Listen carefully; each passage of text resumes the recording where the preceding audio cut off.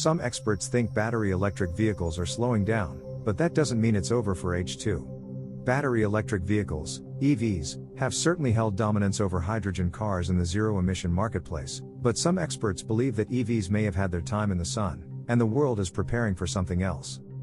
The belief is that just because EVs have reached their prime, it doesn't mean H2 won't make it. Fossil fuel-powered vehicles are certainly on their way out as countries worldwide have been rolling out regulations banning the use of new polluting vehicles beyond certain target dates.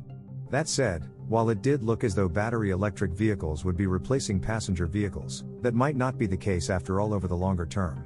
Some are saying that EVs have had their time and that alternatives are about to take over. For quite some time, the thought that hydrogen cars would have any real role on the roads was essentially dismissed.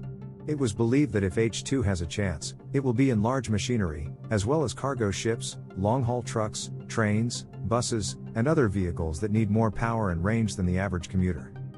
The belief was that EVs got their foot in the door, and as long as they keep going, H2 doesn't have much of a shot.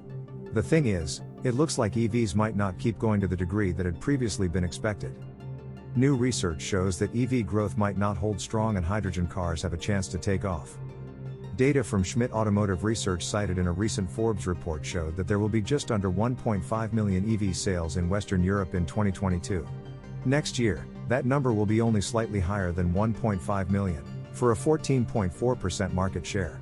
By 2025, that will have risen to 20%, and to 65% by 2030. That will mean that there will be about 9.2 million sales out of a total 14.2 million market size. Though that sounds as though EVs pretty much have it locked in and that H2 doesn't have much of a shot, there is a reason that Toyota, Hyundai and BMW continue to pour their expertise and resources into those vehicles. What has happened is that a combination of many factors ranging from the impact of the pandemic supply chain issues to the war in Ukraine's energy crisis, vehicles powered by the grid aren't as practical as they seemed only months ago. The minerals needed for large batteries and the energy needed for the grid aren't looking as readily available as they did when earlier predictions were made. The materials for fuel cells, on the other hand, and the production of H2 to power hydrogen cars play nicely into this newly forming situation, providing drivers with an alternative way to drive emission-free. As a result, experts now predict that EVs have seen their best time and that it will be fuel cell vehicles such as hydrogen cars that will start to find themselves in a position of considerable growth. The primary challenge is to ensure that the H2 is produced using renewable energy, green H2, while still being affordable. Thank you for following Hydrogen Fuel News. Make sure to hit subscribe and click the link within the description to get our free ebook.